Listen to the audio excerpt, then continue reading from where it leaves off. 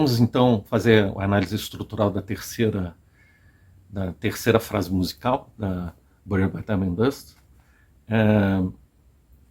Ela está em Dó maior, como as frases anteriores também estavam. A estrutura dela é melódica Mi, Fá, Mi, Si bemol.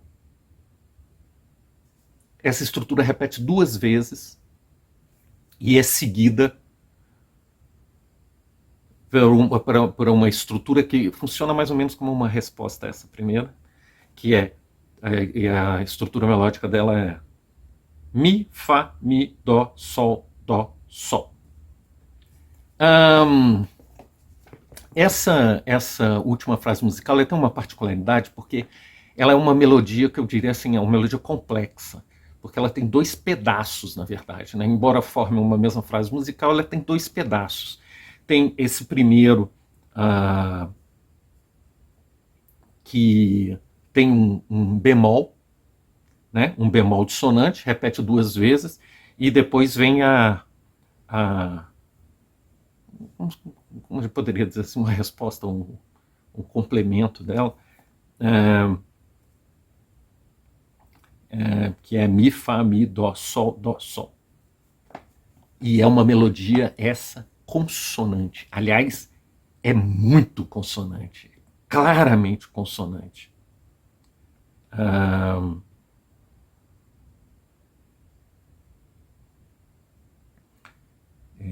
Tem duas ocorrências do Dó, uma ocorrência do Sol, tem 2 notas que são iguais. Então, assim, é exageradamente consonante, quase.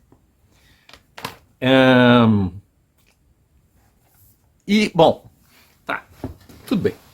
Tem essa, então, tá, tudo bem. É uma estrutura complexa, tem uma primeira parte que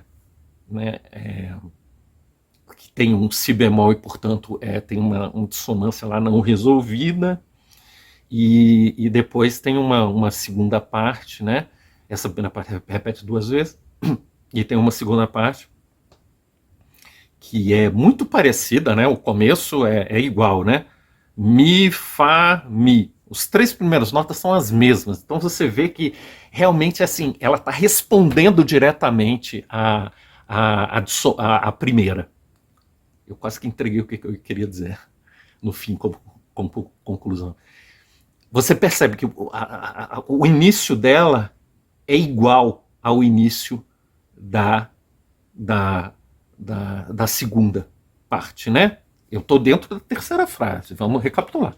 Eu estou dentro da terceira frase, mas a terceira frase, ao contrário das outras frases que eu apresentei até agora, que era uma frase só, aqui você tem, na verdade, 2... É uma frase, mas assim, decomposta. Por isso que ela é complexa, ela não é uma diríamos assim, não, talvez possa dizer assim, eu não sei como é que é a terminologia técnica aqui, é eu que estou falando assim. Não é uma melodia simples no sentido de que tem uma frase só, né? É como se tivesse 2 frases dentro da mesma frase, né? Subfrases musicais. E você claramente percebe que essa primeira subfrase musical ela se relaciona com a segunda claramente por conta disso. As 3 primeiras notas são repetições nas mesmas. É Mi, Mi, Fá, Fá, Mi, Mi. É um espelhamento, né? Quase que um espelhamento. Aí depois tem uma diferença, né? Dó, Sol, lá em cima é bemol. Esse bemol é que não está aqui não está espelhado na outra. Bom, e é claro que se tivesse espelhado fosse exatamente a mesma coisa, não teria 2 subfrases, seria uma frase só, né? Mas é exatamente essa distinção aqui do bemol com o sol que está lá embaixo que não repete, que faz elas serem 2 frases diferentes. Subfrase, né? A diferença torna a frase em 2 subfrases. E então você vê que claramente elas estão em articulação direta, né? Elas estão em articulação direta. É porque a primeira agora sim, usando a palavra que eu não tinha usado antes, mas agora que é o momento apropriado, por quê? Né? Por que ela tem esse espelhamento parcial, né? Porque uma funciona como resposta da outra, é por isso. É por isso. Essa dissonância que foi gerada na primeira subfrase, ela é acomodada pela consonância da segunda subfrase, né? Pelo excesso de consonância da segunda frase. É aí que está. É aí que tá.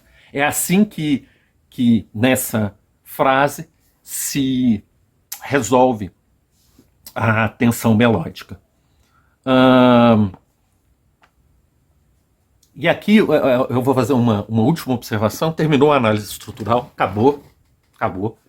Demorou, né?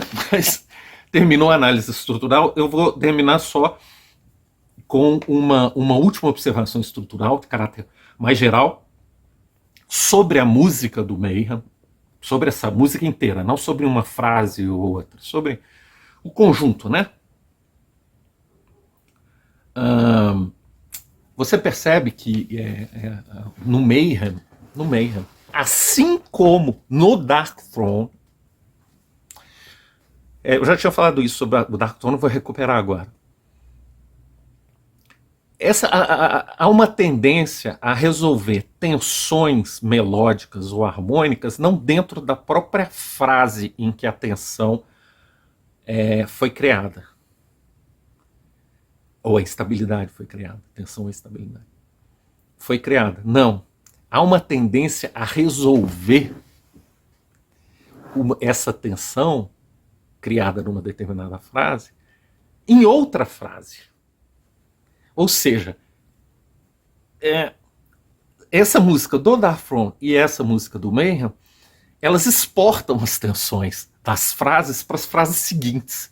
E às vezes a frase seguinte também não resolve e exporta a tensão que ela gerou e mais a que ela herdou da primeira para a terceira. A gente viu que essa tensão pode ser exportada assim até cair no colo do ouvinte, né? Não foi resolvida na música. Se joga no colo do ouvinte e a música fica sem final, né? Fica aquela final aberto que eu falei, né? Sem o epílogo. A gente viu que no Dark Throne, segundo o meu entendimento, aí aqui já tem uma parte boa de subjetividade nisso, não é isso que acontece. Ele não joga, o Dark Throne não joga a atenção no colo do ouvinte. Ele destrói a tensão naquele buraco negro lá, né, metafórico que eu falei. Aquele buraco negro que engole as tensões melódicas, né, o buraco negro densional. Que palavra horrível, né? Mas enfim. Buraco negro, vórtex densional. Cara, eu acho que vão me ridicularizar com isso aí. Vórtex densional. Puta que o pariu. Que eu tô falando, bicho? Até eu agora achei que foi longe demais. Vórtex densional. Bom, tá bom, deixa o vórtex densional. Ai. E isso que eu tentei amarrar objetivamente, para não parecer que eu tô viajando na maionese, cara. Mas agora tem um achei que tô em viagem isso. Bom, o momento. Fechou. Então tá.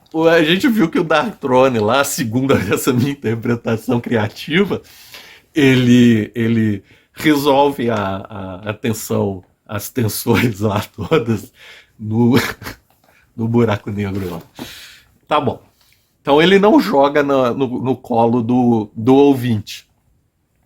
E o Mayhem? Porque o Mayhem faz a mesma coisa. Ele não vai resolvendo, a tensão vai acumulando, aquela massa crítica, e ele faz o quê? Ele faz o quê com isso?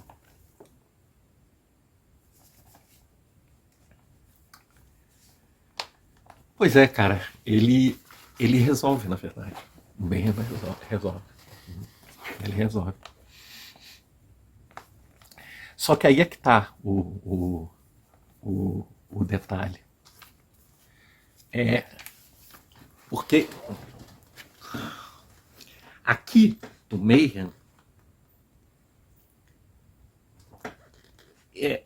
a maneira como ele resolve isso é incluindo é incluindo esse fracionamento da frase musical que eu estava falando, né? Porque a terceira frase musical, ela está particionada, né? Ela tem um pedaço dela que tem uma dissonância lá, um bemol lá, e tem uma segunda parte que a gente viu é excessivamente consonante, né? Excessivamente consonante. Então, o que é o interessante? Ele resolve, então, a dissonância da primeira parte com essa segunda parte da música, só que, assim, há um excesso de consonância ali. Então, o que ele faz? Essa massa crítica que foi acumulando é resolvida, de certa forma, né? É resolvida dentro desse excesso de consonância que há nessa última frase, né? Mais especificamente na segunda seção da última subfrase, né? É a nomenclatura que eu estou usando aqui. Deve ter uma nomenclatura técnica de teoria musical melhor do que essa. Aqui realmente é desconhecimento meu. Eu estou assim, usando os termos aqui, mas provavelmente estão errados. E, bem, mas aí você poderia perguntar assim,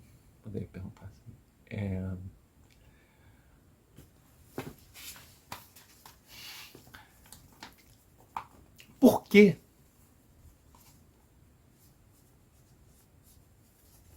Por que ele particionou? Por que ele não fez uma melodia só bem comprida? Bom, tem várias razões que você pode pensar agora para isso, tá? Um pouco especulativo agora aqui. A primeira é a seguinte, que você vai ficar comprido demais, cara. Vai ficar comprido demais, não vai caber no compasso, entendeu? Tem um limite que você pode... Você vai botando nota, tem uma hora que acabou o compasso, cara. Ou então você tem que mudar o compasso, mas aí se você muda o compasso, você tem mudanças assim na dinâmica da música profundas, né? Você muda o 4x4, por exemplo, né? Assim, não é uma coisa trivial isso, sabe? E a gente sabe que, em geral, esses compassos aí estão todos em 4x4, né? Que também tem razões para ser 4x4. Você também não muda o compasso assim impunemente. Só porque eu quero botar uma melodia comprida demais. Não é assim. As coisas têm relações umas coisas. Você mexe numa coisa aqui, tem implicações de outro lado lá, sabe?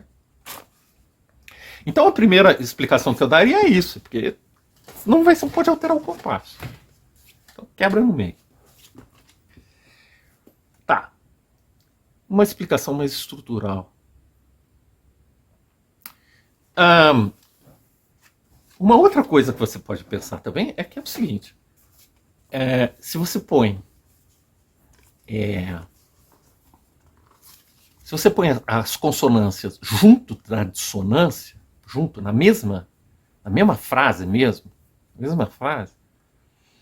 você diminui a força dessa dissonância, né? Porque ela fica muito ligada àquela dissonância da própria frase musical. Agora, se você quebra, você assim, psicologicamente, no ouvinte, pode ser que você dê mais destaque a essa consonância, né? Então, aquela consonância excessiva que você fez, se você deixar ela muito próxima da dissonância, pode ser que ela seja consumida pela dissonância. Se você afasta ela mais da dissonância, aquela dissonância fica meio que perdida naquela massa de dissonância que já vinha um pouco antes, e aí, de certa forma, você arredonda tudo, vamos dizer assim. Mas, assim, são assim, tentativas de explicação um pouco especulativas essa, né? Assim, eu não subscreveria nada disso, não. Eu estou aqui meio que pensando alto junto com vocês, né? Vocês têm realmente, assim, porque esse negócio de teoria musical é complicado, né, cara? Você começar assim a tirar às vezes relações demais, você começa a inventar relação onde não tem relação, né? Então é tão perigoso você achar que a música não tem relações, que é só uma coisa que você vai juntando ali e tudo, que é uma visão muito ingênua da música, mas você também tem que ter cuidado para não hiperracionalizar a música, né? De achar que qualquer coisa está relacionada com a outra, assim, na minudência, e, né, também isso é perigoso, né, transformar a música num monstrengo racionalista, né, você tem que ter um pouco de cuidado com isso. Bom, mas enfim, com isso eu encerro essa análise mais formal, né? Embora, como já deu para ver, não dá para separar estritamente a análise formal da semântica, né? Às vezes você precisa da semântica para explicar alguma coisa e muitas vezes você precisa da alguma coisa assim, da sintaxe, e você precisa da sintaxe para explicar uma coisa da semântica, tanto que eu fiquei, né? Eu fiquei pulando de... Bem, então, para encerrar a análise da música do Mayhem, eu vou fazer algumas observações gerais sobre sentido. Eu acho que aqui nessa música do Mayhem, como eu já indiquei anteriormente, os sentidos, né, tem a ver com o instável, ansiedade, claramente, né? Aliás, todo black norueguês, em geral, é muito ansioso, né? Embora a primeira música que a gente ouviu, Algai, não seja. Então, instabilidade, ansiedade e uma coisa muito forte de perigo. Essa música do Mayhem, né? Transmite uma sensação muito forte e iminente, né, do perigo. Isso principalmente na primeira frase que a gente analisou. Na segunda é que vem o elemento trágico que marca realmente essa música. É a nota de Buried by Time and Dust, é a tragicidade. Mas mesclada com essa coisa trágica, e até porque tem a ver com o trágico mesmo, tem também a grandiosidade, né? Que a gente havia percebido na música do Darkthrone, também tem esse aspecto do grandioso. Só que aqui mesclado com o trágico. E também, de novo, a sensação de perigo. E na terceira frase, que é onde há o desfecho, né, o fim da história, o epílogo, e se resolve de uma maneira geral a tensão da música, a resolução da tensão é dada com a acomodação do perigo. Não é que o perigo desapareça, ele de alguma forma é acomodado na estrutura semântica da música. E aí depois repete a segunda e terceira partes, né? Mais uma vez a repetição, que é comum no black norueguês, com o retorno dessas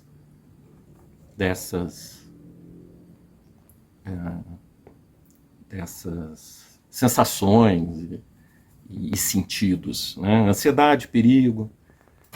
Bom, e desse modo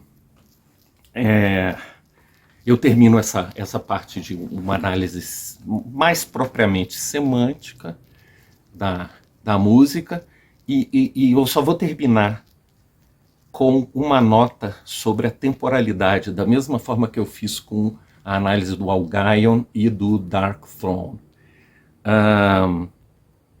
Aqui você desce mais um grau na escala da temporalidade, né? No Algaion tinha sido de eterno para eviterno, depois no Darkthrone foi eviterno para perpétuo, e agora vai ser perpétuo para o efêmero. O perpétuo eu já falei sobre isso quando eu falei do Darkthrone, e o efêmero é o tempo histórico, é o tempo empírico em que nós e os seres estão, os múltiplos seres estão submetidos, né? É esse tempo humano, né? Vamos dizer assim, tempo histórico. Agora eu só vou fazer um comentário que era para eu ter feito já de saída, quando eu comecei a fazer as análises estruturais, mas eu esqueci. Eu esqueci. E esqueci até porque tem uma razão. Porque, na verdade, ele não é. Não é que ele não seja importante, mas eu vou dizer que a coisa não é importante, porque talvez ela pareça num primeiro momento, que é a seguinte: há uma certa tendência de atribuir o uso dos modos maiores da música à felicidade e os modos menores da música à tristeza, né? Isso é muito comum, essa associação. E o negócio é o seguinte: não é que isso esteja propriamente assim, errado. Depende da maneira como você entender. Se você achar que isso é uma regra mesmo, absoluta, aí está errado. Agora, se você entender que isso é um elemento que pode compor um clima que você quer, um sentido que você quer dar à música, aí pode ter a ver, né? Dialogando com outros elementos e tudo, e pode dar esse tom à música, um tom mais alegre, ou um tom mais triste, ou mais sorumbático, né? E aqui fica claro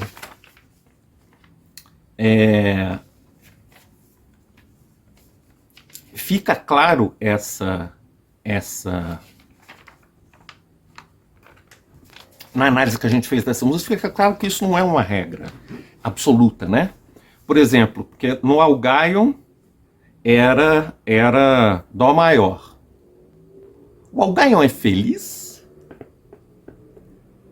Eu, quando falei dos sentidos da música do Algaion, em nenhum momento eu falei felicidade. Eu falei, talvez, coisas que, de algum modo, assim, possam mais remotamente se relacionar, como o sentido de completude. Mas, assim, felicidade não tem. Isso aí, felicidade não tem. Isso aí, inclusive, esse tipo de sentido você encontra em outras músicas, né? Você encontra muito no hard rock, por exemplo, né? Essa coisa da felicidade, ou então no power metal melódico, você tem muito, inclusive, e aí se usa muito escalas maiores, né? Os modos maiores. Mas aqui, por exemplo, ele usa o modo maior e não é nesse sentido, né? Então a gente tem que ter cuidado com essas associações muito estritas e muito abstratas, assim, né? Você tem que ver no contexto da música. Bom, e deixa eu ver, eu acho que o Bayhan também, eu já esqueci qual é o...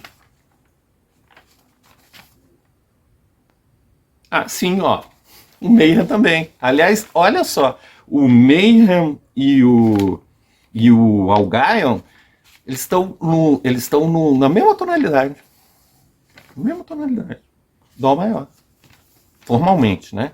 Dó maior. Claro que tem um monte de diferença de outras coisas, né? Tipo de distorção, uma certa timbragem, né? Efeitos. Aí produção, aí tem muitas outras coisas. Mas assim, formalmente na partitura é Dó maior. E os climas são totalmente diferentes dessa música do Algaion para a música do Mayhem, né? Então, muitas vezes, as escalas maiores, né, em conjunto com outros elementos estruturais da música, ela pode significar muitas outras coisas, né? Não só felicidade. Pode significar agressividade. Por exemplo, nas músicas de thrash metal, é muito usual a escalas maiores. Não é para passar felicidade, é para passar agressão. E tem muitos outros exemplos, assim, né? Uma agora que me veio à cabeça, porque outro dia eu estava ouvindo esse disco. O Incantation do primeiro disco, né? O One War to Golgotha, cara, cheio de escala maior. E é feliz aquele som. Quer dizer, então, cuidado aí, né? A análise semiótica é um negócio tricky. Você tem que ter muito cuidado para fazer essas associações a priori, assim, porque senão você quebra a cara. Bom, então com isso eu encerro a análise das 3 músicas, acabou. Vou parar esse vídeo por aqui, mas não terminou o assunto. Em continuação, eu vou fazer o seguinte: eu vou fazer uma rápida recapitulação das coisas importantes que eu disse aqui, sem entrar em minúcias de demonstração, justificação, porque isso ficou nos vídeos. Quem quiser ver, olha aí os vídeos. Eu só vou fazer um resumo das conclusões, lá na parte estrutural semântica, vamos dizer assim. Vou fazer um resumo sobre isso. E depois do resumo, é a parte mais importante do vídeo, que é o último vídeo, que eu vou fazer duas coisas. Eu vou dar uma resposta à pergunta que eu fiz no início. O que é black metal norueguês? Eu vou tentar dar uma resposta para isso. E, a partir dessa resposta, eu vou começar a elaborar uns elementos do que a gente poderia chamar de uma metafísica do black metal norueguês. Isso no próximo vídeo. Até daqui a pouco.